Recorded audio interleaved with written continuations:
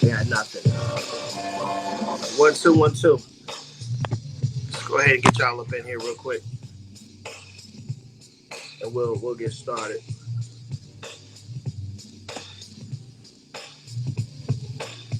1 2 1 2 1 2. Let's go ahead and get adjusted.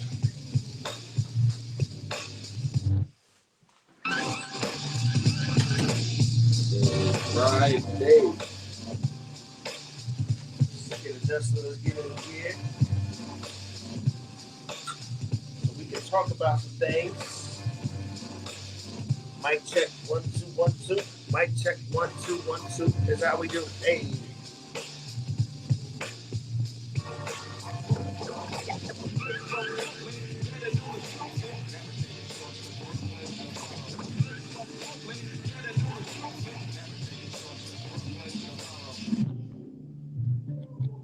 There we go. How y'all doing? How y'all doing? How y'all doing? How y'all doing? How you living? How you living? This is Good Friday. We are back after a whole week, man. After a whole week, we're in the building. Hope you had a good holiday. You know, hopefully, as it's just outside. Hopefully, you spent time with family and you did what you had to do when it came to just preparing yourself for the new year.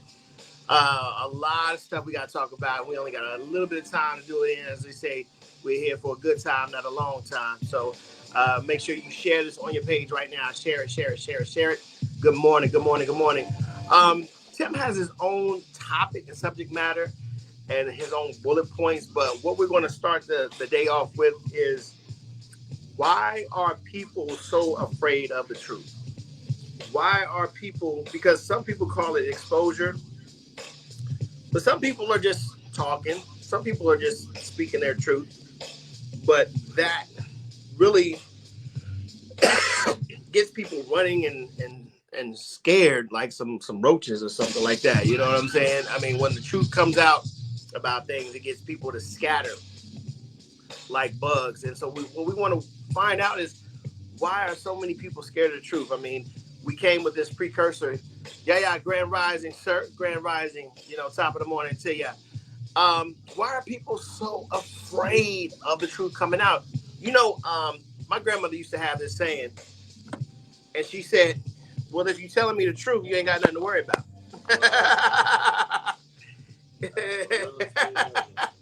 So we're going to, start it out there, and then, in the monologue, and then we're going to get to the actual topics according to Tim. Good morning, sir. How are you doing? Tim Russell in the building. I'm good, man. I mean, we got people to check in already. You know what I'm saying? And let's even go back further than Cat Williams. We're going to land there, but then we're going to start out here because who's been in the news for a long time is Puffy, and circa end of October, all through November and December. It started out with Cassie, and what ends up happening is that the things that, good morning, sir. Good morning, Walli. The things that end up happening is that all the images that we knew of Puffy, we've heard stories circulating about his parties. We heard stories about his sexual preference and things that went down at these parties, but we never heard about him in detail, or from credible sources. Right. So when truth starts to come out about people, and we start to hear these things, and they start to come out from credible sources, whether they true or not, you have to understand that it comes from a person that you've been in the hut with, you've been, spending your life with. So of course they know some details that other people don't. Mm-hmm. But what happens is, I think a lot of people are afraid of the truth because it changes the narrative about you. It changes the image that you portray, because we all have we all have a dark side, right? We all have things in our life that I feel that we don't want someone to either know about, or it's not your business to know about. So let's start there, Tim, as to why people are afraid of the truth about themselves. So I think people are afraid of the truth because you have to be disciplined with the truth. You have to be responsible with the truth. That's why lies are so attractive, because you can just handle them any which way. And when it gets to the point of exposure, it's funny. The things we run away from are the things we should be submitting to. Like, we should be exposing ourselves. Yeah. We should expose the parts of ourselves we feel where we gotta hide or where we feel ashamed, because then they hold no weight. People can't use them against you. You know what I mean? If you 8-mile yourself, you gotta laugh about it first. Right. And we're getting away from those things, I think, because the fear is taking over. The fear is becoming so overwhelming. We're not acting. But that Cat Williams interview was everything. But Cat said something in the interview to where, you know what I mean? He was saying, like, you can still be afraid and do what you got to do.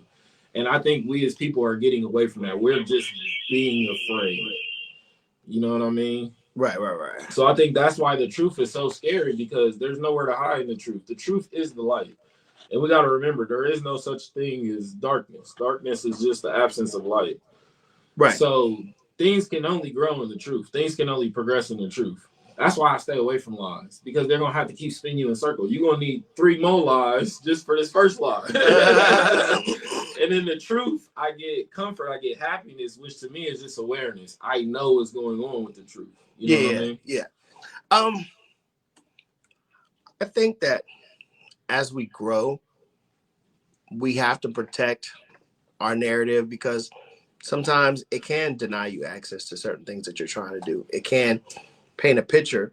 And how many times, even though we accept our own truth, if somebody says, like, let's say you used to sell drugs, but you're running for office somewhere. So now your running mate says, how can we crack down on drugs when you used to sell drugs? You know what I'm saying? Now that paints the narrative of you're a hypocrite, right? Now you could have owned up to this and said, hey, I used to do this. I'm reformed.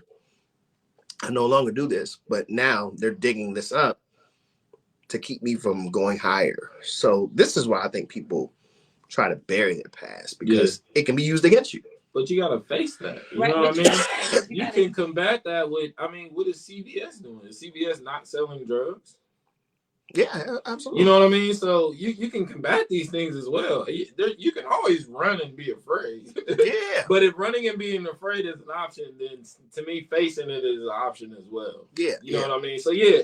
Because it's free. The truth comes with scrutiny. People are not going to like that you're telling the truth. That's why people don't like telling the truth, because they're people pleasers. They want to be liked. So to me, that's communication to me on a spiritual level. If I see someone just outwardly telling the truth, right, I know in my loins, oh, this person doesn't care what other people think.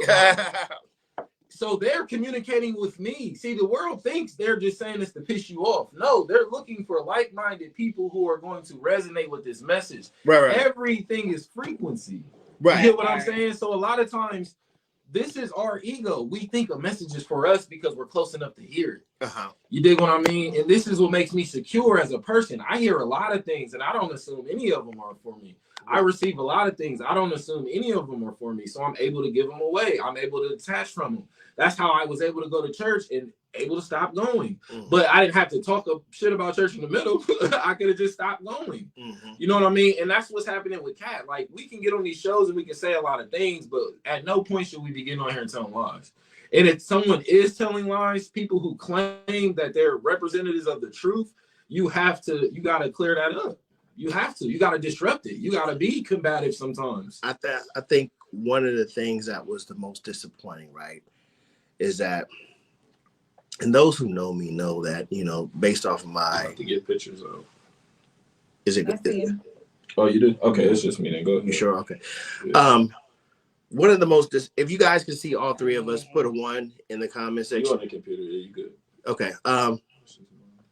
One of the things that most was disappointing for me is that, based on how I grew up and the environment that I grew up in, the Cosby Show was everything to me.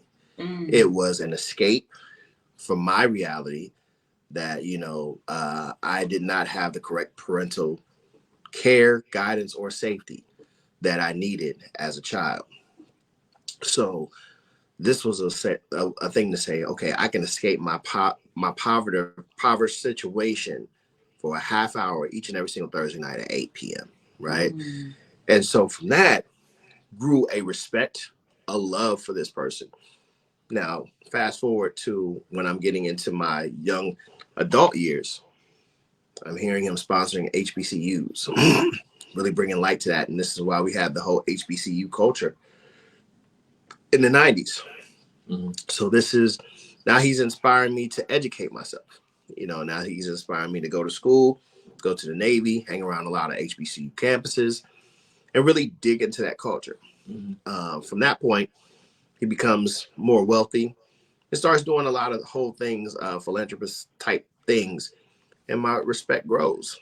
All of a sudden, one day a comedian from Chicago says, "My idol's a rapist." You know what I'm saying? I'm like, what?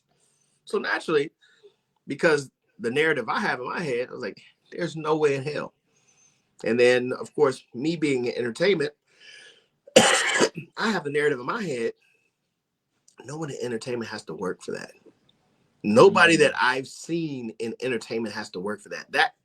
I've been on tour buses. I've been, behind the scenes. At this point in my life, when this story comes out, I'm like, nobody with that much money has to work for that. You know what I'm saying? It just comes to you. And more and more people start coming forward like, yo, he really did this. And I'm like, yo, how do I really now feel about this man? You know what I'm saying? Because that's not cool. You know what I'm saying? Right. At all. So I'm pretty sure for the first part of it, him not wanting people to know about his dark side was for the narrative. Now let's think about the other side. Now it's a criminal act. So you don't want to go to prison over it. You know what I'm saying? So I think a lot of times we run from the truth because we don't want those severe consequences as well. It's not so much my reputation. That's one part of it. But the consequences that come with the dark side as well. So this is why, it's like, I can't let nobody know about this because I can go to jail. You know what I'm saying? So, and I think the irony of it is a lot of times you can't come to society with the truth because they're acting oblivious to the truth. And even if we use situations of people like Diddy, like that's the irony. Hollywood creates these type of people. Because once you get to that point when you're saying, someone's on tour and they can just have it whenever, which is, factual, and they still feel like they have to take it, to me, it's a point of control. You know what I mean? And it's a point of like, well, y'all let me do whatever else I want to do. Yeah. Why not this too? You know what I mean? And they're not wrong. You can't put a person on that pedestal and expect their mind not to change. And you say, well, stay wholesome up there.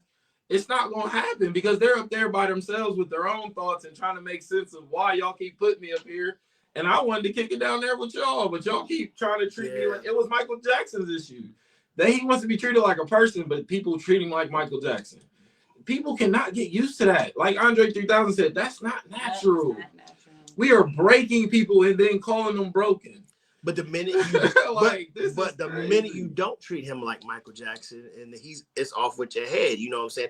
I don't think for him, like for Michael Jackson, I wouldn't say. Not because his closest people didn't treat him like Michael Jackson. Right, exactly. But if you have to look at behind the scenes, Mike was nasty to a lot of people. I mean, they have footage of this. Like Mike. Yeah, I mean, look at his predicament though. You have to pretend like you're in full control of your life and you have very little control of what's actually going on. I can't just go on TV and say whatever I want to say. I got to be mindful. I got millions of fans around the world. That becomes a prison. That is not freedom. So yeah, Patti LaBelle yells at people. All of them do. Because, again, look at the pressure we are putting on them. We've never put pressure on anyone like people did on Michael Jackson, ever in history, in my opinion. So while two things can be true, as in Cardi B, you can't have it both ways. Why not, though? Because you can't. Because you can't create a monster and expect me not to be a monster. That's trying to have it both ways. What I'm saying, Cardi, you can't want to be the star and then want your privacy. You know what I'm saying? You can't have it both ways.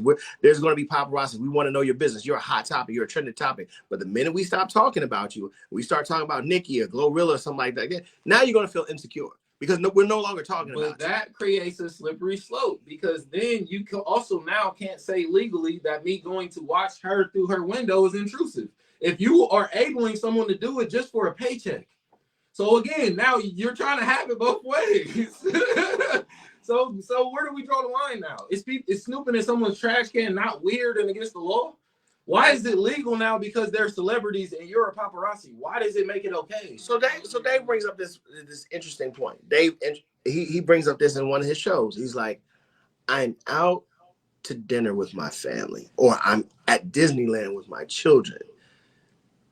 But, and I'll give you two examples, okay? So, in this scenario, he's saying, I'm out to eat, but this person in front of him is saying, in his mind, I don't know when I might not ever get to see you again. Please, can I have a picture? So while I'm being intrusive to you, I support your comedy shows. I probably bought tickets to your shows. I probably, sung your praises. And that sense of entitlement, I'm not saying it's right, but people feel like you owe me a picture. You owe me something, right? So, and this is because in my mind, and I'm giving perspective here and context. Yeah. In my mind, you chose to be the celebrity, not me. So no, you can't have a peaceful dinner with your family in a public place. You can't go to Disneyland where there are many people, and I recognize you, and you don't have time to acknowledge me as a fan. Now, let me.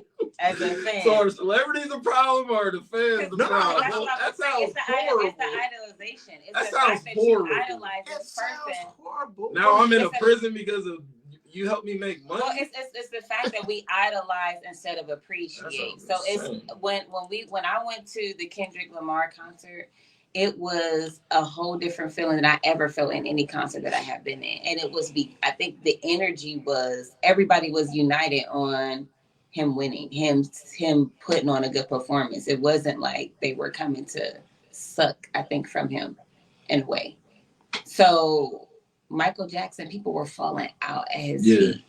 Like people were like literally fainting and screaming, getting carried out. Like, and this was everywhere. Like the energy that he had in the room contained all of those people that had that like mindset. Like, oh my gosh, if I get close to Mike, I'm going to, it's like getting close to heaven. It's like getting close to Jesus. It's like all of these things. People did that. They idolized him to that standpoint. Yeah, it's nothing wrong with appreciating entertainment or what you bring to this world. Appreciation is different than me idolizing you. Like, oh my gosh, I cannot believe I'm sitting here. No, right. I can't believe it. I can believe that I'm in the room with y'all too. That's believable. That's a healthy mindset. Like, but you're talking about people who may have spent their last for this concert and the disparity that they're going through. So, but that's still that's a healthy mindset. But not everybody has that. But what I'm saying is, what makes them credible to have an opinion? That's what I'm saying. If you can't even treat someone in a healthy manner, if you have to move in an unhealthy way, what makes your opinion credible? To be like, I demand. Like, right. So, to say like, I demand you to give me a picture because I didn't came into your concert or I supported you. So that's what I'm saying. Right. And I never said it wasn't. I never said it was a healthy thing. But here's where empathy comes in, right? So here comes what come in? Empathy. Okay. So empathy comes in where, Rich Paul was on the Breakfast Club, and I guess these guys grew together with LeBron, and LeBron has this tight circle of people that he grew with, and so he's the one that's able to talk to LeBron, just like like you said, the circle that's able. You're not a celebrity to me, you know what I'm saying? You're my guy, you know what I'm saying? So, but as LeBron was coming up, he was succumbing to the pressure too, and there was a few fans that didn't want to sign autographs, and he was like, "Listen." And he didn't know what LeBron would become, but this was right on the cusp of him on the rise of him becoming a superstar. He says, man, sign as many as you can. Sign as many as you can and show love to as many as you can. Because number one, they're the ones who put you here. And it's a respect back to them. You never know how long you're going to be hot. You never know how long this train is going to last. I've seen athletes blow out their knee and X, Y, and Z. And then this is why we Eddie Kane the situation. because well, let me finish. Let me finish. Why I think people Eddie Kane the situation. We Eddie Kane the situation because now nobody's paying attention to you anymore. And now you want that. Nobody's talking about you anymore. Yeah. Now you're seeing legends move on. Now you're seeing, the new regime come in and people are forgetting about you. So now you want to be on stage. Now, let me give you one more example. I'm in Brooklyn. True story. And there's two things that I want out of New York. I want to go meet DJ Hollywood and I want to go to the Spike Lee store. Two things. That's all I want. Now I'm out. I'm walking down Fulton and I'm headed to, the Spike Lee store just to get me a t-shirt because this is one of the rituals that I do any city that I go to. I go to a prolific store or record store and get something that I can keep as a keepsake. I'm getting one block within the 40 Acres and the Mule store. And I'm looking again. I said, no way in hell. Spike Lee shooting a commercial right in front of the store. And it's not a mob. New Yorkers don't treat each other like that. It's New York. So it's just him and his videographer. So I'm sitting there stuck. So Spike does this to me. And I'm like, I'm trying to get into your store. Spike looks at me again like, get out of here. I'm shooting a commercial. Mm-hmm. So I'm sitting there like, yo, I would like to move, but I can't. I can't move my legs. You know what I'm saying? Because I didn't expect you to be here. This is a dialogue we're having on the street. I didn't expect you to be here. So he was like, but I'm shooting a commercial. What are you doing? Mm-hmm. Like, he's a New Yorker. So he's talking to me like, what are you doing? I'm shooting a commercial. Mm-hmm. I said, Mr. Lee, I get it, but I may never get this chance again in my life. I said, I don't even want anything from you. I just want to see you shoot the commercial and I'll be on my way. I just wanted a t-shirt. And so he cut the production. So I'm talking to him, this, that, and the other. I said, I think it probably would be impolite to ask you for an autograph. I said, but it would be nice, And so I get to talking to him about, because my mother has a relationship with his wife. And so, she presented her award because she writes books. And y'all know the history of my mom.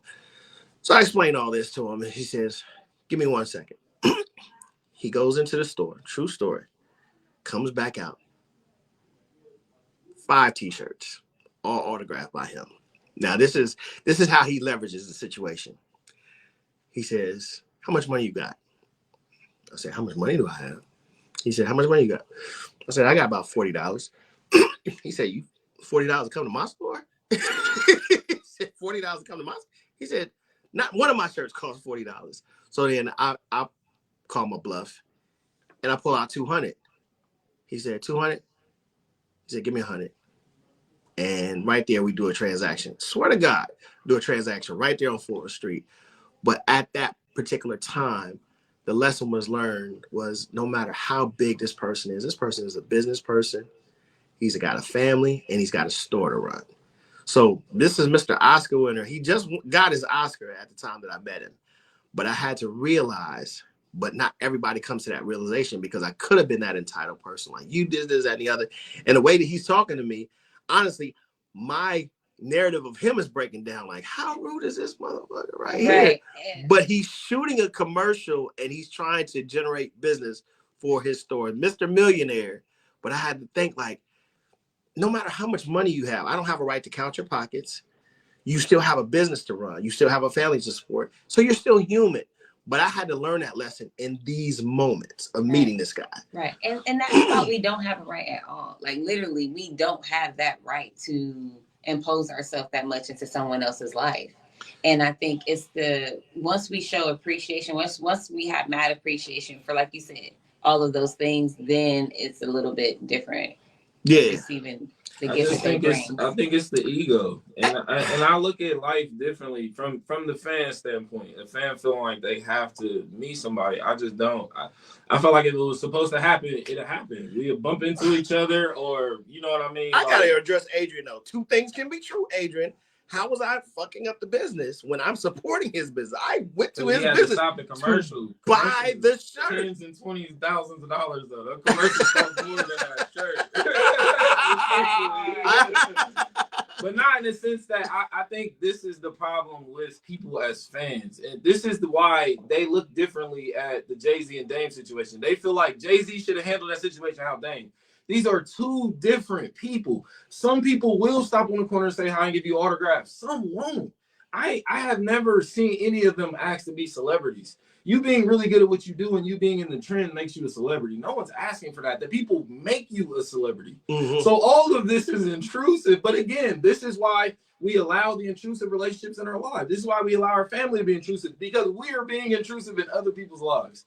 I see everybody as normal human beings. I see the God in everybody, but as soon as I learned everyone can bleed, everybody's like me. Drake is no different than me in my mind.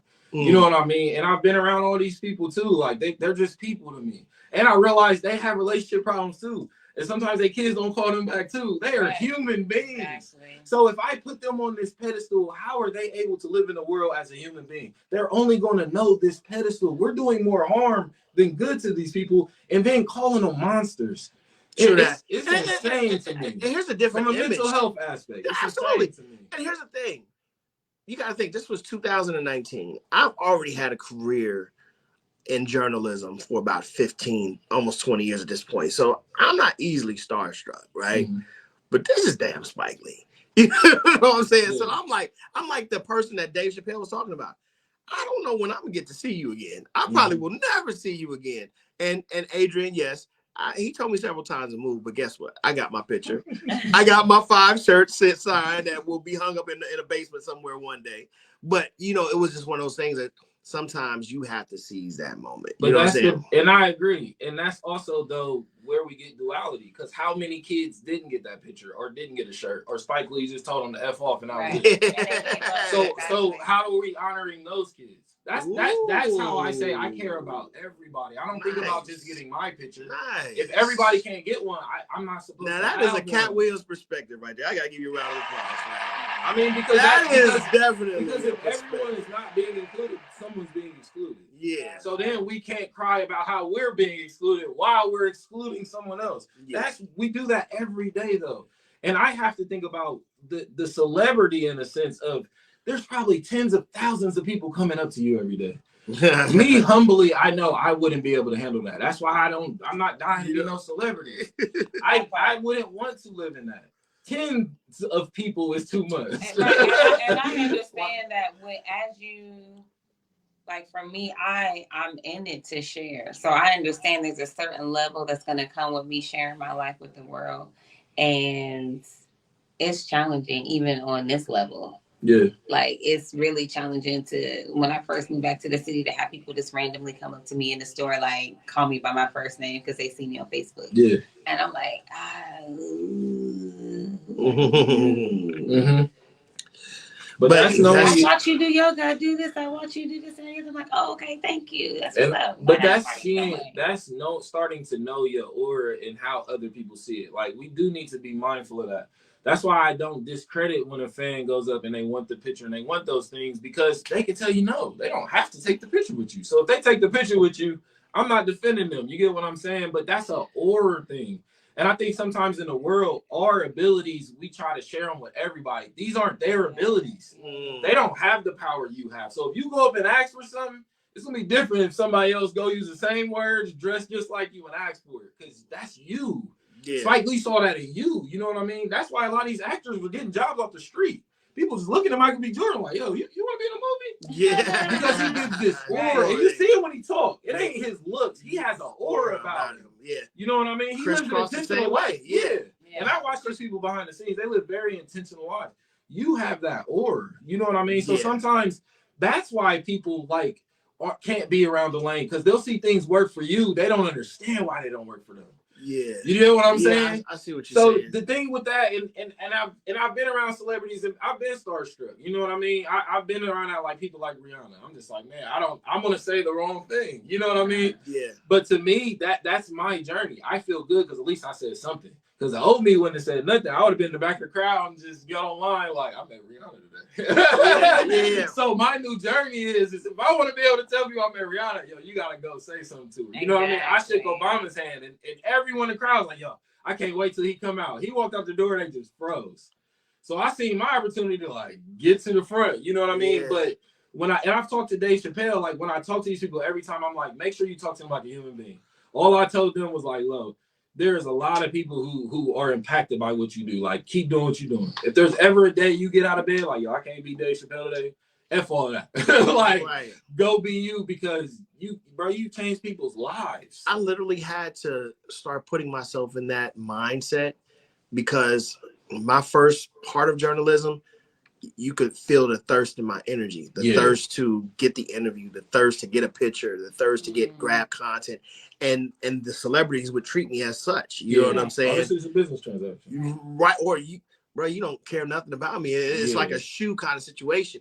But like you said, if I talk to this person, if I talk to Talib the same way I talk to Walli, the same way I talk to you, then it's more of a appreciation type of a conversation. Yeah. Like, yo, Talib, what was you thinking about when you wrote this part and Get By, this, that, and the other? And it's like that Stolly. When I talked to Stolly, and it was just a conversation like, my dad used your blah, blah, blah, blah, blah. He was like, word. And that sparked a different conversation. And, can I get this interview? Can I get this picture with you? Because they're going to do that, but there's a certain time and place to do that. So if I'm doing a meet and greet, I'm already in a mindset as a rapper or as an actor. Okay, this is part of my job. So, of course, I'm going to be cordial. But if we're backstage, I'm chilling. So I don't know who's back in my dressing room. I don't know who's next to my car. You know what I'm saying? We're supposed to be, I'm supposed to be able to be me. So there is a point, going back to our truth, there's a point where we are on. And there's a point where, it's the real us. Yeah. This person on this camera right here is not a true representation of me. I'm sort of a recluse. I'm quiet. I'm more observant. So at this personality, you don't get this personality off camera. You know what I'm saying? So two things can be true. You know what I'm saying? Yeah. I am this. Don't get me wrong. I am this. But it takes a certain type of person to bring this out naturally when I'm off this camera. When I'm on, I'm on. And I think literally that understanding is what's hurting a lot of people in society, where I think two things need to be true. I think it's where the celebrity has become the real enemy, and it's because people treat celebrities better than they do people in their real life. That part. And that's become the issue. Because their life they want you to come to their show at Scully's and look for them after the show and do the same stuff they would do with Talib and do the same stuff they do with Nicki's shows. They want you to do that on a local level. I don't get why people don't. So this creates now the narrative is celebrity against the local, because they treat the locals like nothing. They treat them like, well, you got to take all this abuse to become a celebrity. Again, these celebrities were not asking to be celebrities. Most of them don't want to be celebrities. Most of them. Most, not all of them, but most of them don't want. And the ones that do want to be is because we only know them because they're a celebrity. Their fortune is tied to their celebrity. You're right, because journalism is my art and my craft. It is not whether I achieve, Charlemagne or Brian Gumbel success or we stay right here. I'm doing what I love to do. So, I don't expect people to treat me like falling out or whatever. So if it does, it would seem kind of weird to me. So I see what you're saying. It's like when it's your craft, if it's truly your art, you're not in it for the celebrity. You're really in it for the artistry of it. It just so happens that you have mastered this to where now you are a celebrity. So I'm just looking at the context. You know what I mean? If you was in Queens, New York, and you moved to Beaver Creek, Ohio, you do not want to be a celebrity. You are not trying to run into a lot of people. I'm just looking at the context. You know what I'm saying? Absolutely. And a lot of those New York people move out upstate New York. Like, they go to the country because I want to see you on the train. I want to see you at work. You know what I mean? And 98% of people are going to treat you like your role you're playing. Yeah. But that's why I say we don't get to have it two ways either, because we even make the joke when Dave says, like, keep it in the comments. That's literally the same thing. If he's playing Dave Chappelle on a TV show, I don't want to talk about this in real life. Keep that on the TV show. Yeah. Right, yeah. The universe wanted you to be there. You would have been on set. It didn't want you there. So we ain't going to have this conversation. You feel me?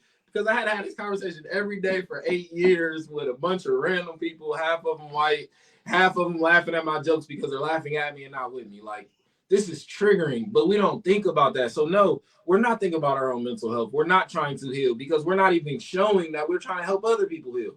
We're just feeling our ego because we've been hurt so bad. We got to be pleased. I got to be, spoon-fed. Someone has to coddle me. And like, we got to grow out of that this year. Shout out to Roderick Hart because it's so funny at the same time. And trust me, these are for context, and I'm not name dropping, but this is my life. So, Roderick Hart used to work in Huntington with me, and he had this close friend that signed to the Atlanta Braves, signed to him for $10 million. And so we go down to Atlanta, you know what I'm saying, and I kick it in his mansion or what have you. At the same time, me and Michael Red are befriending. He just gets signed to the Milwaukee Bucks. Mm-hmm. So during all this time, I'm around these two athletes with hella money. Yeah. You know what I'm saying? But I get to have a real meaningful conversation with them about the money. Like, and Michael Red's a good guy. Yeah, he is. Smart too. Yeah. Yeah, he's super smart. But they both had the same thing. It's like, man, after $1 million, it's just money. Yeah. It's just there. You know what I'm saying? It's accessible, but how many cars can you drive? How many houses can you live in? How many pairs of clothes? So really, it's not, they didn't necessarily say it's a nuisance, but it's just like, after $1 million, your needs are met. You know what I'm saying? Yeah. And that's the thing to where I had to start paying attention to what I was giving off, because I realized from being aware, because that's what I like to do too. I like to be cautious. I like to watch everybody. Yeah. And then I'll interact with everybody. You know what I mean? So when I see people at that status, I usually just kind of get this, like, man, I wish I could be me. You know what I mean? And they're doing well at what they're doing. Yeah. But it just looks like they don't feel comfortable, like they're wearing somebody else's clothes. You know what I mean? Yeah. And that's when I had to understand, like, okay, you got to do the opposite. Like, you got to just treat them like a normal person. When they brush past you, just don't even look at them. You want to, too. Just don't even look at them. You know what I mean? Just have your conversation with Susan. And that's the best thing for them, because they're realizing, okay, someone gets it. Sometimes we just need one person that understands. You know what I mean? We just need one person that we feel like gets us. But here's the hypocritical side.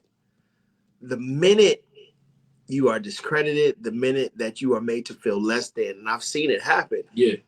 That's where the flex comes in. Like, do you know who the hell I am? You know what I'm saying? So that's where that's the hypocritical side to it. But there's that card there, use it. Come on, Tim. Slam on the table, like that Joker. Like. So are we saying we're contradicting ourselves? I mean, you're gonna have to sometimes. That's the beauty of life, though. Okay. But that to me just falls under you're making a mistake. You know what I mean? And that comes under you have an opportunity to get better, or double down, slam that baby Joker too. Like, you know what I mean? Like, you have one or the other, but to me, you got to kind of be consistent in those lanes. And I think that's most people's issue. They try to jump back and forth from the fence. Like, you got to pick a side and stand on that side. You feel me? If you're going to be confrontational, be confrontational. Yeah. But also understand the other side. I think that's where we go wrong in most aspects of life. We get one side and we feel comfortable. We have to start understanding both sides. So it's only so much to call someone a liar. Have you been a liar before? Have you been a thief before? You know what I mean? You take a walk in their shoes before you judge somebody is what I'm saying. So Adrian,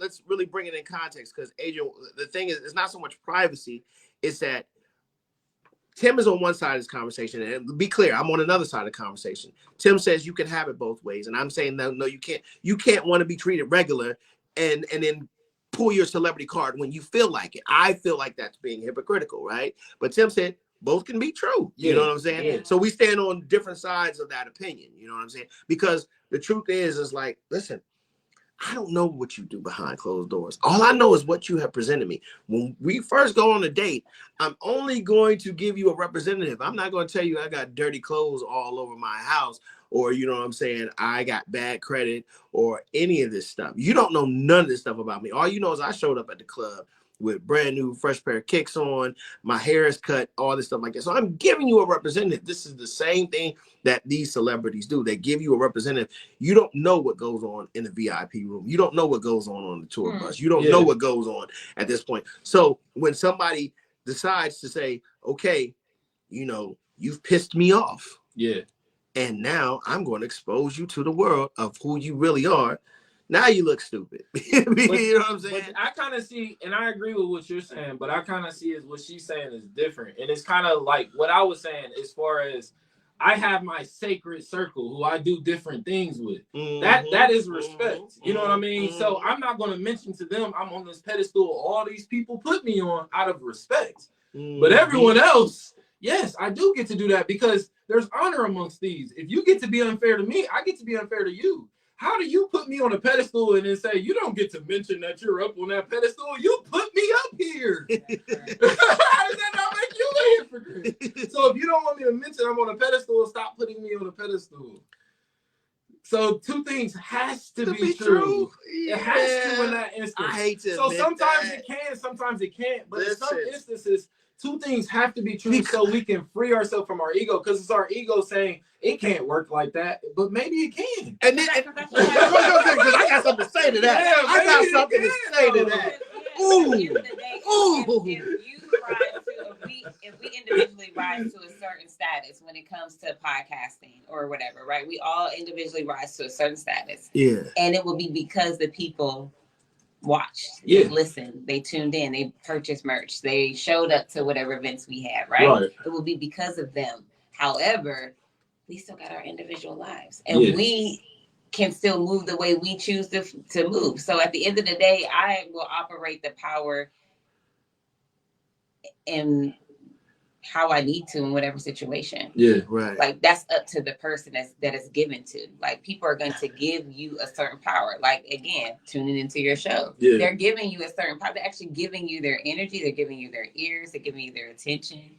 They're giving you their electronics. All of this for you. They're giving it to you. Can we add its part to them too? Because I also want to add the part. It's part on them, the people that listen. Because I also want to add to the people that record. Like we got to come in here and do this every day. And this is not easy, because if it was, everyone would have a show and everyone's show would be great. And we thank y'all for tuning in. You know what I mean? Great segue. And there's some days we come in sick, and there's some days I come in when I didn't want to leave my kids because they sick. Right. So absolutely. You don't have a show without the fan base, and I think a lot of times this is how the fan doesn't get a celebrity credit, because they don't know how to, because they're not taught to. They're just taught, you know what I mean, to fantasize about them. They're just taught to have that Disney story, but they're not really taught that this is a person behind Jamie Foxx. This is a person behind Will Smith. This is not just, and they'll tell you that's my brand. That's not even Jamie Foxx's real name. Right. They'll tell you that's a brand.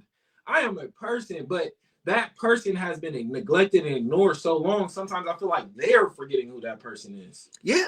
You know what I mean? And I don't want... and that sucks for me. I hate that. I don't want two things to escape. What Walli just dropped on the table. Again, thank you guys. And the best way to thank us is by sharing this on your page. We do need more likes, if you don't mind. So if you all want to check in, if you haven't liked this post yet, please like it. If you have not shared it, please share and all that stuff. Now, so we're going to humanize this. And then we're going to get to the boiler points, because I want. Yeah, because we're not aliens, so let's humanize it. I mean, you know, but guess what? Are we aliens? We treat celebrities like as such. Yeah. Because when they're in the VIP, they're in the fishbowl. You know what I'm saying? Like you just like, and I'm in the VIP with them, so I'm like, bro, just keep it moving, shake your hand and keep it moving. Yeah. But here's where we humanize it. The same people like Cardi B who want and tell people to get out their business, you're the same person that goes live and tells your business. Yeah. That is sickening to me, because it's like, do you want the attention? Do you not want the attention? Tell us, because there's no way that we should know that you have trouble in your marriage Facebook is for fun. Yeah. We should not know that your man stayed out all night till 3 in the damn morning. That's y'all's business. He ain't calling your but kids. The minute somebody want to the minute somebody wants to talk about your kids and your husband, now you want to jump bad and get in their face and stuff like that. And this is where you cannot have two things cannot be true. But this is where me and you agree. You know what I mean? Yeah. Because this is where I say both sides are hypocrites. This is why there has to be honor amongst thieves. Y'all can't call each other out. Y'all both being hypocrites. But I agree. This social media is an open forum. I hate when social media blame like their relationship for going bad. Like you put all the stuff. This is just a blank wall that y'all load stuff onto. That's it. It's nothing else. If you didn't load nothing on here, it would just be a blank wall. Right. You know what I mean? So this is the same thing where people are like, man, why did you comment that? This is an open forum. That is the point of Facebook. It is to have discussions. It is for someone to make an idea or have a question, and we discuss it literally in a thread. So if you don't want these things discussed, don't talk about them. And I agree. The same with Cardi B, the same with the celebrities. If you don't want people looking at you like a thought, you know what I mean? Stop bending over for the camera. Like, it's simple. You don't get to have that two ways. Those are the side of things we don't get to have two ways. We don't get to call people ugly and then cry when someone calls us ugly. Like, you don't get to have that two ways. That's where you got to be solid in what you do. But to me, that's universal law. You know what I mean? Everyone doesn't practice that. See, this is where we have an issue. Mm-hmm. You have the religious people trying to punish people who don't follow religion, and the spiritual people trying to teach people who don't follow spirituality. Yeah. And we in that middle just trying to convince each other. So to me, the best thing to do is find your path. It'll lead you to your people. Stop trying to do what everybody doing. Figure out what you doing. Because I'm gonna tell you like it is, and I'm gonna give y'all the truth. You here on this camera right here is that, and I'm not. It's not a flex at all. Now that I'm an advisor to the admissions department, I can't say anything I want to say on Facebook. I can't cuss you out in public like I would before this position. You know what I'm saying? I have to walk a certain line now because I represent something else now. Now, am I real? That's for you to decide. Mm-hmm. But you get on the wrong side of me, you will get that Short North dude. You will get that Brittany Hills dude. But at the end of the day, I have a new walk that I have to walk. And what makes it so bad, while I was going through the transition, there were people that went live about me. Mm-hmm. There were people that said a whole bunch of stuff, but I was like, okay, I'm headed this way, and it's going to be used against me. This live, if I go back and I start exposing, okay, because in my mind, I'm like, okay, let me start exposing some stuff, because I can get real ugly. Yeah. But then I'm like, the chess piece, how's that going to blow back on me? You know what I'm saying? So there are times where, I'm going to tell you, it was on Brown Sugar. We do have to tap dance. And we're going to get into these bullet points, I promise you. But there are times that we as African Americans, we do have to tap dance. And I hated the fact that I shared a post. I said, man, we are the only people that go live. And we are the only people that try to expose each other. But then so many people in the comments was like, no, every ethnic group does this. Yeah. But it's painful. And I'm sorry I'm getting emotional right here. It's painful to watch us do it. Yeah. It's so painful because it's like, do you know, in order for us to get to certain rungs of the ladder, what we have to go through. So somebody to try to yank that back down. Yeah. It's like, man, why did you have to do it? So while I agree with Cat Williams, I just be like, damn, bruh. I'm sorry, man. I mean, this is me. I get it. You know, for me, I love it. You know what I mean? Yeah, you with the sense. I think this is, it ain't just that though. I think this is on a royalty level, on a king level. This is what keeps us in line. We have to keep each other in line. Okay. You know what I mean? Lions are not nice to each other. They gotta keep each other aggressive. They gotta keep each other rough. They gotta keep each other in line. Iron sharpens iron. And we're getting out of that. We're getting to this nice coddly, and men are not asking to be coddled by each other. Right. You know what I mean? But since we're talking more, that's what we think each other want. And we still need to keep there. We can never be at a point that everything is just safe and everything's okay. We always have to keep our guard up because it keeps a certain type of mindset on you. And the longer you live in that safety, you know what I mean? It softens you. You stop expecting certain things to happen. You stop defending for things. Yeah. You ain't doing push-ups no more. You know what I mean? It's a whole different concept. So I think we need these, but the problem is again, we become sensitive because we don't know how to deal with it within ourselves. We don't know how to deal with this person saying you're a has-been and you never had a career. But to me, universally, I don't care what people think. It's because I know what I've done. So nothing you can say or not say will ever validate me or invalidate me. Like, I know what I've done. That's all that matters. Yeah. Because I agree with Adrian. What did they say after the elevator incident? 3 platinum albums came after the elevator. Yeah. Jay-Z, Solange, and Beyonce. Even though it is the most tragic and exposed element, 3 platinum albums came out of that incident. So, like you said, you can take tragedy and, you know, it just depends on the type of people you're around. And I feel like a lot of people have been around others for comfort. And they've been around them, to get spoon-fed, for them to tell you you're pretty and you can do it and you're smart. Yeah. Why ain't you telling yourself those things? Right. See, this is the bullet points. Like, this needs to become a habit. These things that we're crying out for others, asking why they don't do. These things we're doing once a year on birthdays, anniversaries, and New Year's. Like, this needs to be an everyday thing. These conversations we have on this show, yes, we have them once a week. These need to be everyday conversations at your household. These need to be everyday conversations at your kid's school, at your doctor's office, in your boss's office when it matters. Yeah. You know what I mean? We're just prepping now. We're practicing for it. But it's going to come a time when you stand in front of that judge and it matters what you say. Right. Yeah. You feel what I'm saying? Yeah. Like, those are the times I care about. So, for me, I see both sides. We could have done without what Cat did. I'm glad he did it for personal reasons. You know what I mean? Yeah. But I'm in that middle to where, okay, now let's try to take away from what he's saying. And my takeaway is the truth has to shine, bruh. You know why? The truth cannot hide. Well, not only that, it won't. Like, what is done in the dark truly will come to light. The truth is going to shine. And there's no limitations on that. So if you're trying to control how the truth comes out, you got to put it out. If you don't care how it comes out, hold on to it. There's 3 things that you know, and that's what I grew up amongst a bunch of street people, and the saying always went the same. Everybody a gangster till a gangster walk in the room. Exactly. Everybody a pimp until a pimp walks into the room. Everybody got a plan until you get punched in the face. Yeah. You know what I'm saying? So when you do, like going back to what Adrian said may now start writing for real. He may. I don't know. He may. 30 years of not right. 30 years. Hey, but it's so sad is that, like, I don't know. The sad thing is, once you hear the truth about somebody, then you see the image that they have been portraying this whole time. And you went through that much to protect that lie? Now you might not change that. I looked at him, I was like,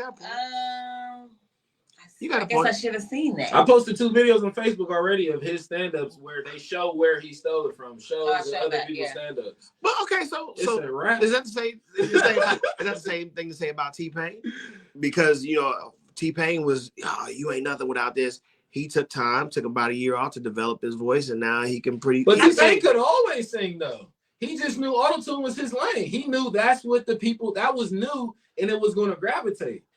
Because T-Pain is singing now on tour. He can sing really good now. He wasn't singing as good as he was. Back then. I heard some covers because he writes too. I've heard him do some covers for people. Yeah. Bro could sing, but I think he knew auto-tune. He wouldn't have took off from singing. Yeah, he wouldn't have got to where he is now from singing. Absolutely not. He really took time. He could R&B artists rarely get to that. I think that's why a lot of them start crossing over into rap, because they're like, I could become a megastar. You know what I mean? Off of 2 songs. Yeah. R&B got to put out 3 albums. They're like, well, give us another one, Mary J. Like, come on, she giving y'all everything. Literally. Give you all she got.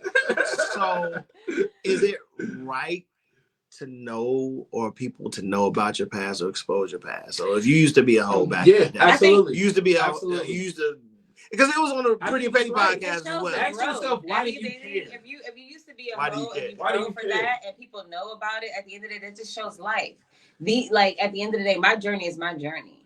So for you to try to sit here and compare yourself to my journey is a discredit to yourself. Because I've already been there and done that, like literally. And probably have fun doing it, you know. Right, people are already, and I think it's more so like we want people. I learned the best from this in church, because you want people to be this split image of you, and whoever you're discovering yourself to be. So if you feel like you're wholesome and you're complete and you're putting together and you're adventurous about learning, you expect that in the images that you see. Not realizing that everybody is at where they're at. They're on their own journey. You got to meet them where they are, not expecting them to be where you are. Now, Tim's going to agree with both of us because both things can be true. Now, Tim gets his psychology expertise naturally. I've studied psychology for a long time. So in my psychology class, do you know that they said the people that advocate or anti the most deal with that thing the most? Because they were going back and saying people who are anti, this and that, like sex offenders and stuff like that, but they're dealing with that themselves. People who are anti or homophobic, they're dealing with it. So I was like, that is crazy that the people who march against certain things that they're against, they're actually subconsciously dealing with that in themselves. And I was like, that is weird as hell. That's the projection. That's what happens when you don't deal with things internally, you deal with them externally. When you can't deal with your partner yelling at you, you yell at your kids. You know what I mean? That's how it happens. You don't want to yell at them. Your partners who you want to yell at, but you don't want them to, you know what I mean, react. Your kids have been taught not to react to you. You see why people were teaching their kids that. Right. So this is where the psychological damage is happening. I'm raising you because how someone else is beating me down. So all they're teaching me is how to beat people down. They can't teach me how to lift people up. They don't know that. Which is really sad. Well, really not sad. Let me just say it really ties into the word resolution and resolving, because these children's spirits are getting broken at a young age. And we didn't realize that. Like, we call it like, oh, I got my ass beat, I did this and that and the other. Yeah, but your spirit got broken. Yeah. That's why it's taking you 40 years or 50 years to get into who you're supposed to be, or like having the confidence or whatever, because those things were beaten out of us. They were scared out of us, like literally frightened out of us. Every time we rose up to acknowledge or to talk back or to say something in defensive, we were beaten down, whether it was with words or by force, or just even with the attitude or the stature, So that's why we hide our truth, because we are taught at an early age to hide shame, right? So I can't. Sad part is that, and I hope that whoever's listening to this, that you're protected, you are protected, but their son wanted to dance. And the dad was like, hell no, my son ain't dancing. Shit, you know what I'm saying? Other than the other. But, there are all kinds of expressions for dance. And just because he was to dance, that wouldn't lead him. I don't think that would have led him into a sexual preference. So but the dad was like, hell no, my son ain't dancing. Yeah. And it hurt me because I know this little boy wanted to dance. And I was like, damn. But everything's happening. But everything in that situation is happening right in the universe, because the dad is the one that's missing out. This is how I grew to this point, because I went against those grains. You know what I mean? I've never wrestled or played football. Like, my oldest son has already done both, because I had to let him understand you're not living my life. So even if I have a preference for something and you don't, I have to let that go. I can't hold on to that. I can't try to force you into this direction. You are whoever you're going to be. I got to like it or leave it. You know what I mean? Yeah. It is what it is, whether I like it or not. And a lot of people don't want to deal with that harsh reality. It's because they're not used to dealing with harsh realities. They run from that truth. They're not used to dealing with the truth. We're habitual creatures. So now we can reverse engineer that and use that to heal ourselves. We can pay attention to our habits, our routines. People like me, I'm at a point, I don't like routines. Anything start feeling routine, I'll just break the routine. And it could be working, but it ain't working for me. So I'm going to break the routine, because I know I can create a new one. That's what I've been spending my time doing. So as parents, we get this confidence when we handle it in the field, because your kids are going to test you. Every single person, if you're a parent, your kids are going to try you. And it's not personal. Again, iron sharpens iron. You got to change your mindset. They want you to be better, just like you're teaching them to be better. Well, so they want you to be better as well. Well, when you're willing to always break the status quo, you develop a black sheep persona, like a Cat Williams, like yourself. Absolutely. You develop this outcast persona, and not everybody wants to feel the pain of being an outcast. My outcastness was involuntary. Yeah. I wanted to be a part of the majority, but because I boxed left of everybody and just the way that I thought, I couldn't think a different way. So, some people embrace I'm different. I didn't like the fact that I was different. So this is what I'm saying? Absolutely. This is why I say on the show, everything I do is through love. This is why I feel like Cat Williams deserves flowers. This is why Nip deserves flowers. This is why I'm going to deserve flowers. because people don't stop and think we're doing that so everyone else doesn't have to do it. That's the point. We ain't doing it for the followers. I ain't doing it for the money. Why else would I be doing it? So now Layne can go be Layne. He doesn't have to worry about, man, maybe I need to become this person I never wanted to be. You don't have to no more. Nice to meet you. Yeah. You think I'm gonna have a good connection with that person or a bad connection? You see what I'm saying? Yeah. Those are the connections I had to learn. I had to pay more attention to because I was my biggest problem. I thought only the people who seemed sick needed the medicine. I didn't realize everyone needed the medicine. Everybody needs the medicine. And I didn't realize the people who were helping me make the medicine and bottle it needed it more than anybody else. That part. So that's what I learned through all of this. I didn't learn to become more mean. I didn't learn to become more direct. I learned love. This is love in what we're doing. You know what I'm saying? That's where I'm at. Where the conversation we had the other day, where I said, I have been beating myself up, and it's not like me to do that. Yeah. It's like me in the moments when I get there, but to stay there and be like, okay, down on myself.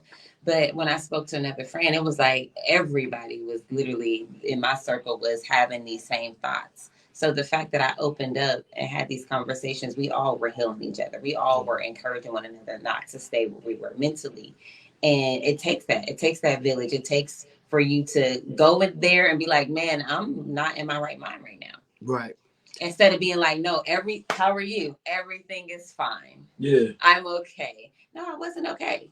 Yeah. And I needed to share with someone who I could trust that wasn't going to be like, oh, yeah, man, you should just give up, homie, because it doesn't sound good from here. Instead, I shared with two people that I was like, you know what? I've been there. I'm there now, actually. Yeah. This is how I got myself out of that space. This is what I said to myself, or this is what I did. So I was able to take that information, but I had to be transparent. I had to be vulnerable that guess what? In my oh so perfect life, that ain't perfect. Yeah. I'm having a moment. Mm-hmm. And I need help getting through. And I can try to do my best as normal to manage it myself, which I normally do because that's the type. I'm on the end of I'm making the things for the people, and I need help with. I'm at that place now where I learned to guess what? I need to be open for people to that think like me because I need help. Right. And I can't be the only one healing people because I need healed as well. Yeah. You know what I'm saying? I'm feeding all 4 or 5 of my children, but I'm the last person to eat. You know what I'm saying? Like that's how things operate with a person who's a giver. Yeah. And a healer. And so well, here's the thing and this is what I'm glad there are the Ryan Davises of the world for checks and balances, right? Mm-hmm. Because there's nothing wrong with being a truth sayer, but then you also have to be under the gun yourself. Yeah. So Cassie, let's bring her up before we get back to Kat. Yeah. You are a failing singer. You know what I'm saying? You can't act. So you would have been known as Diddy's girlfriend. Yeah. And now that he discarded you, now there's retribution. There was no screaming and hollering while you were under this. Yeah. But now, we get it. We get it. There was, an element of fear. And this is a man of power, so I get it. There was an element of fear. And so you had to enjoy most of it. But we have to understand that now, if you come out with an album, we don't believe you. You need more people. When you try to act now, we don't believe you. You need more people. So take your 30 million and go sit down somewhere. Hey, she gonna flip that. Yeah, run through that. Exactly. Now, Kat Williams, 2 things can be true. Yes, you told the truth. But did you explain why you were showing up late to shows? Did you show why you were going through mentally or whatever it is that you were going through mentally that made you look less than stellar? You know what I'm saying? So these are the things that Kat has to deal with because basically you are speaking from a place to where you are not a Kevin Hart. You are speaking from a place where you're not getting as many shows. So you can start to look better. You know what I'm saying? If you're not careful. I think he did explain that. I think he did explain that. He explained that by saying like he writes his own jokes. He goes on tour. That's hard. Again, that's why other people ain't doing it. So yeah, if you have someone else write a report for you, and I stayed up all night writing it, you're probably going to be on time to class. I'm probably not. That's, you know what I mean? That's logic. That's why I said we damage ourselves by comparing. Like, yes, it's good to compare, but like, oh, you're similar to this person in this way. Like, I want to encourage you to stay on your path type of stuff. But when you compare, like, oh, well, I'm not Kevin Hart. Yeah, well, but he's Cat Williams. Yeah. Like, and people know him for Cat Williams. Everything, like, and he owned everything. He owned his drug history, his in and out of whatever thing, his children. Like, he owned his life. So why even mention Kevin Hart? Because we'll go back to one other comparison. Yeah. It was, I forget the year. Who mentioned Kevin Hart? Cat Williams. Cat Williams did. But we'll go to another comparison. And India Arie tried to throw slight shade at Alicia Keys. You know what I'm saying? When Alicia Keys won all those Grammys. Yeah. And it was like, you know, she did the whole light skin, dark skin comparison, the natural versus blah, blah, blah, blah, blah. But that she had the machine behind her. Yeah. And India Arie, going back to your point, is that everything that India did was very organic. But the Voyage to India was, I feel like, a so much better project than Diary. It was not even close. I mean, but we know that, and I think this is the hard part of being human, because that situation you described, I feel like is it in a nutshell is why it's such a slippery slope. Because India Arie is not wrong, but she's going to look wrong in those circumstances speaking about it. It doesn't matter what you say. Yeah, Cat Williams is going to look bitter, and he even said, you know what I mean? But I think it's not about that. And I see both sides. I see both sides in the sense of y'all are stepping into my lane and trying to say someone else does what I do every day. I'm not going to let that happen. Mm-hmm. But I see it at a point now that Kevin Hart and people like that just starts catching random strays. And Kevin Hart is very successful. No one's taking away anything that Kevin Hart has done. Right. Yeah. This is why these conversations are tricky on comparison, because it seems like it's them versus us, and it's all us and us. You know what I mean? But we do have to sharpen each other in a healthy way. I can't give people credit for things they're not doing. I can't call Kevin Hart a stand-up comedian. You know what I mean? Especially not one of the best. Yeah. And this is everywhere. Tabloids are saying that. You hear kids go down the street. I would speak against something like that. But I would also let the people understand this is not a personal attack. You know what I mean? This is just two people in their craft who are passionate about their craft. Yeah. I almost would question if someone is passionate about their craft if they don't talk about it like this. Yeah. So I see things from a different perspective in that field, but I get it. It's unnecessary because now Kevin Hart's getting hurt. I'm gonna say something real quick. I think it's like the McDonald's taste buds and vegan or plant-based lifestyle. Mm-hmm. Like, I can't expect everybody to appreciate certain types of food because they on the McDonald's taste buds. Yeah.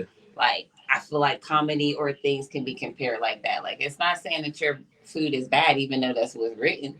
You know what I'm saying? That's the facts about certain types of food industries. However, certain wholesome foods or certain things are said to be better for the body. Like, it's both are needed. People desire them both in their own way. Like, people desire Kevin Hart just as much as they desire. But to me, it goes to the Facebook posting. It should be, that's where people become hypocrites when it comes to celebrities. Putting a movie out should be the same as someone posting a post on Facebook. If you put a movie out, I get to dissect it. I get to tell you exactly how I felt about it, why I don't like it, who I would rather have started it, why you shouldn't have wrote it. I get to tell you every which way I feel, because I guarantee you on Facebook telling some lady about her baby dad.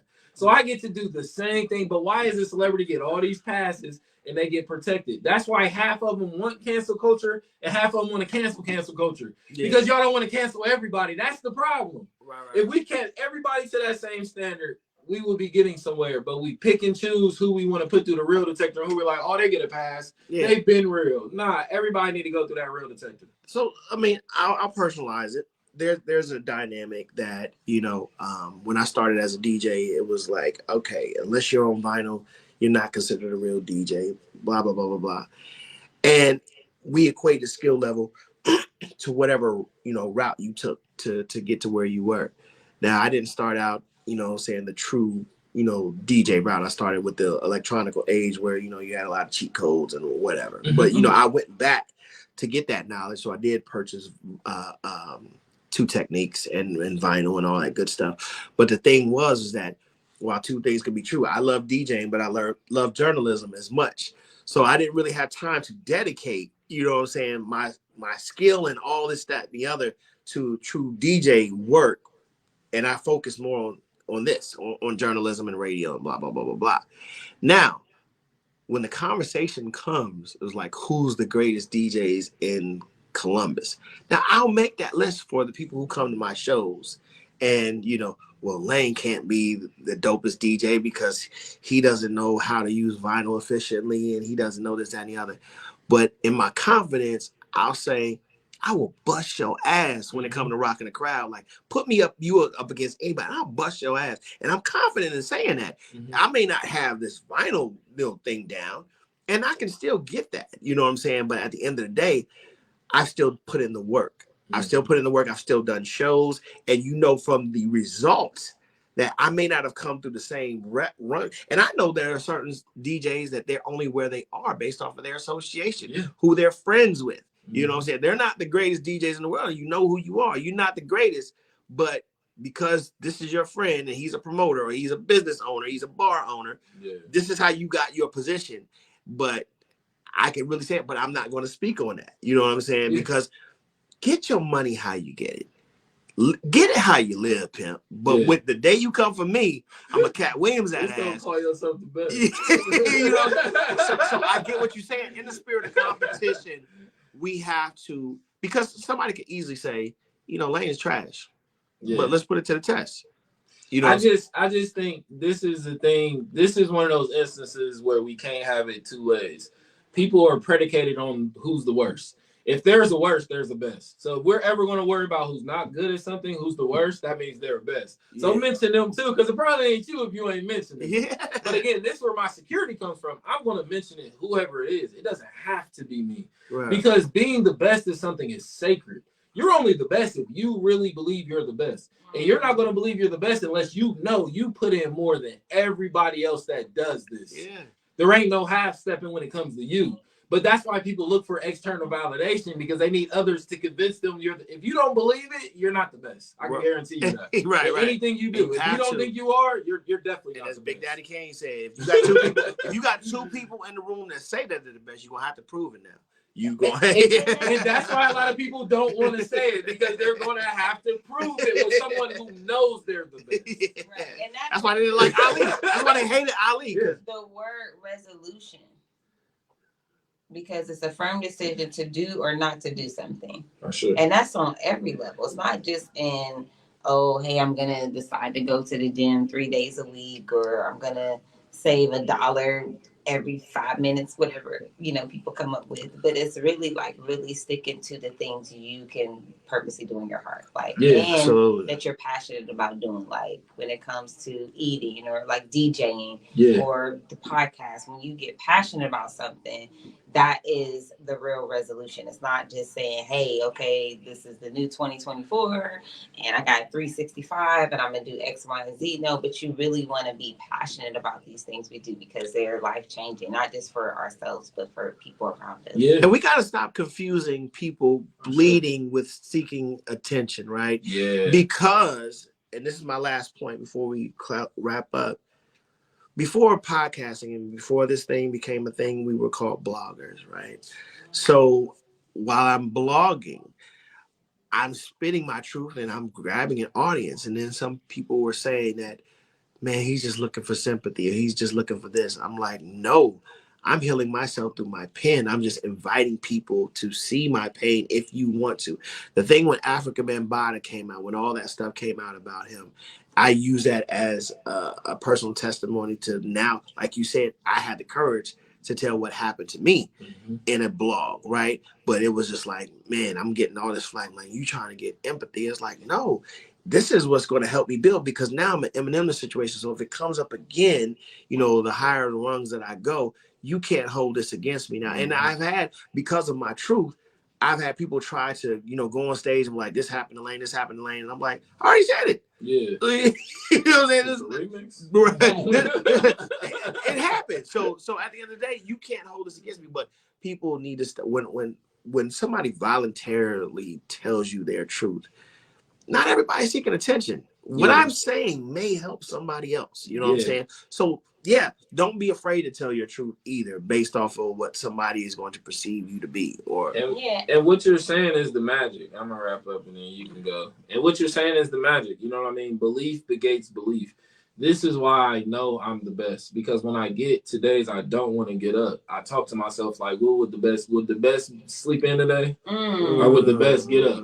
You know what I mean? So that belief begets belief. The more you believe in yourself, you actually learn what believing in yourself means, and it means being the best version of yourself for when you're the lowest. You go back and get yourself, not living and barricading yourself into what you think is the best. Yeah. No, you gotta have a direct line to everywhere in your life, and you need to be moving. You can't just be in one spot. You know what I mean? Because everything needs attention. Yeah. This thing's learned, and this thing was unattended. Now you gotta go over here, and it's back and forth. And once we get to do that, we learn how to service people. We learn how to do for people. So I know a lot of people's end goal is making the world a better place and doing for people. Yeah. I promise you, the best road there is doing for yourself, is learning how to take care of yourself first. Yeah. Put that in your good habits. Put that in your good routines daily. You know what I mean? Forget this monthly and quarterly and yearly nonsense.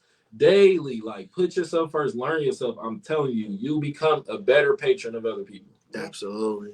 Yes, and to that, I practiced this like a couple years ago. I started this, and it's been hold me down on a daily basis. Since you said daily, is that I have made a list of every perfect thing that can happen on a day, like any day, like any perfect thing. It could be the beach, it could be a cup of tea.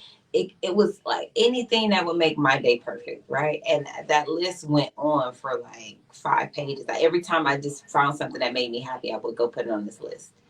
And I started reading the list, and I started applying those things to my daily basis. So it was like I could do any of these things and they bring me happiness. Any one thing would bring me instant happiness. And I literally started doing that, and I'm applying it now more than ever. Is that like remembering my list of happiness, remember my list of peaceful things, because I'm the center of my peace. Like I control the atmosphere, not other people, not other things. Like I have the power to do that.